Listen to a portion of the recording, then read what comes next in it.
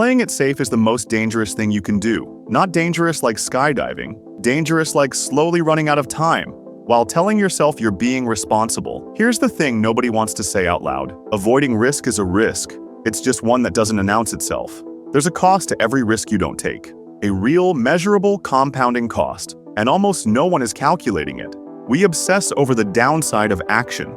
We rehearse failure in our heads. We run worst-case scenarios at 2 a.m.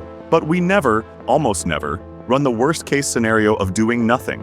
What if the life you're protecting yourself into is the very thing you're trying to escape? In 1994, a researcher named Daniel Kahneman ran a study on regret.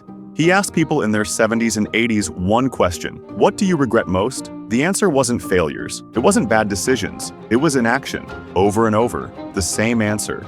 I wish I had tried. Not I wish I hadn't. I wish I had. And here's where it gets uncomfortable. That gap between the life you lived and the life you almost lived doesn't close with time. It widens. The job you didn't apply for. The conversation you kept delaying. The business idea you filed under someday. Every year that passes doesn't make those things feel smaller. It makes them feel heavier. Think about the last time you didn't do something because it felt too risky. Maybe you didn't send the message, didn't raise your hand, didn't start, didn't ask. What was the cost of that?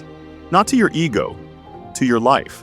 Because here's what risk avoidance actually does. It doesn't keep you safe. It keeps you small. And small has its own kind of pain. A quieter one, a slower one. But there's something else happening underneath all of this. Something psychological. Something that makes avoiding risk feel like the right choice every single time.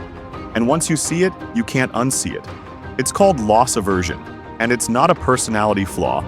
It's a feature of your brain that was built for a world that no longer exists. Our ancestors needed to weight losses heavily. A bad decision in 10,000 BC could mean death. But you're not being chased by a predator.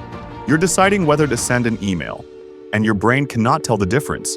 It weights the rejection, the embarrassment, the failure, as if they are life and death, when they are not. So what do? How do you override a system that's been running for 100,000 years? Stop asking yourself, what could go wrong if I do this? Start asking, what is already going wrong because I'm not? What version of your life are you living because you kept choosing the certain, smaller option? What did you trade away for the feeling of being safe? Because safety isn't free. It costs you growth. It costs you aliveness. It costs you the version of yourself that only exists on the other side of the risk you keep avoiding. The life you're protecting yourself into, that's the risk. That's the one that costs you everything. So here's what you do. You calculate the cost of inaction. On paper. You write down the one thing you've been circling for months. And you ask yourself, if I don't do this, what does my life look like in 5 years? Risk doesn't disappear when you avoid it. It transforms. It becomes stagnation. It becomes resentment. It becomes a quiet Sunday afternoon wondering how you got here. The cost of avoiding risk is your life. Take the risk. Calculate the real cost. Then decide. But decide with your eyes open.